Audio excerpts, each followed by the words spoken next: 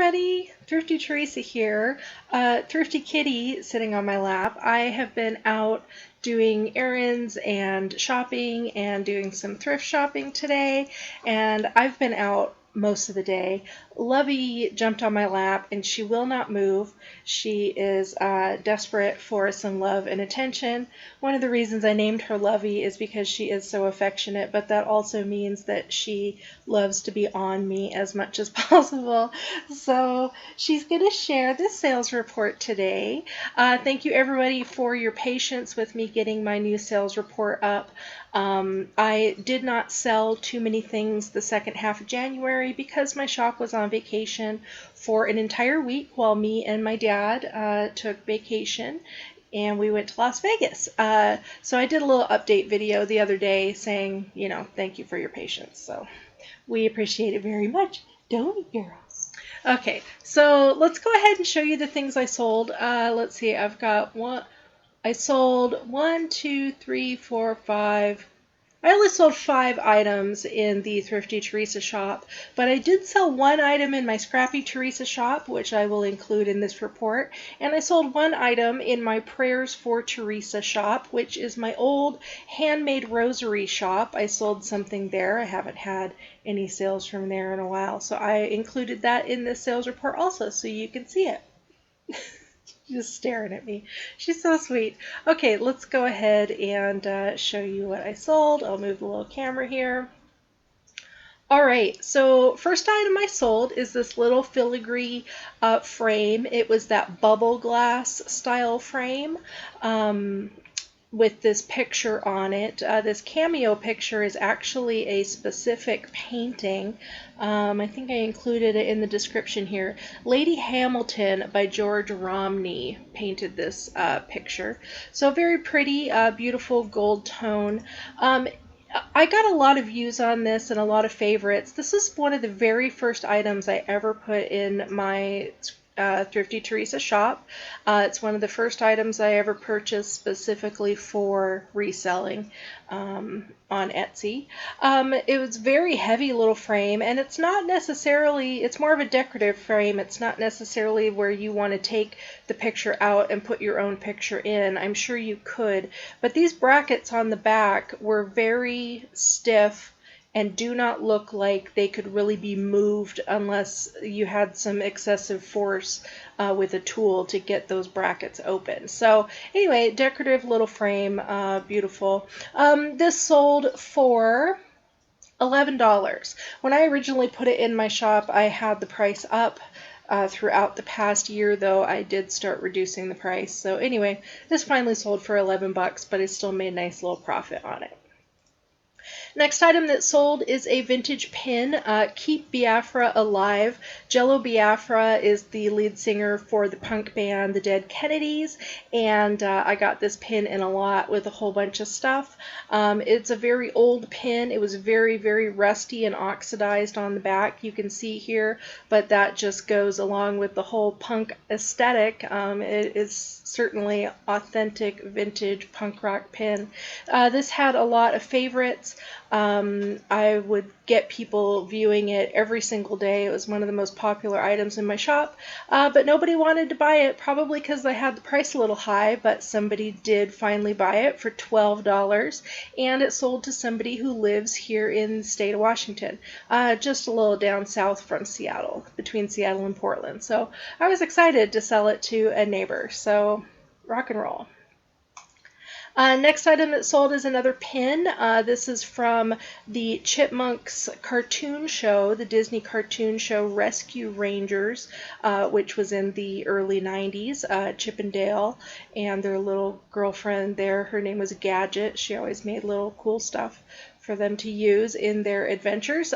This pin sold for $6, and the customer wanted to make sure that it got to them in time because they were going on a Disney vacation. So thankfully this reached them before they went on their vacation, and very happy customer. Next item is a set of playing cards. I think this was a Hallmark set. No, Stardust was the maker of this set with these beautiful Japanese illustrations. you see pagodas and waterfalls and a mountain, and it looked like these people were having a party or a festival. A very pretty set of cards. This set sold for $12. This was an international order, and I bunked up on the shipping a bit because I did not anticipate how much the international shipping was going to increase when the Postal Service did their price increases the other day.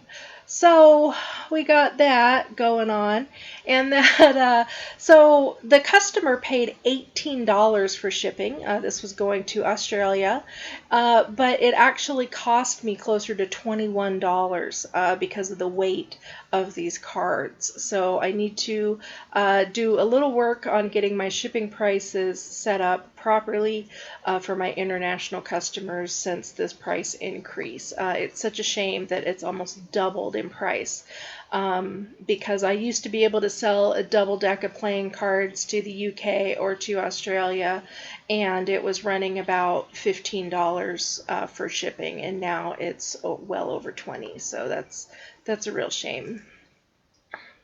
This was another set of playing cards. This is a canasta set of cards with these beautiful bluebirds on them.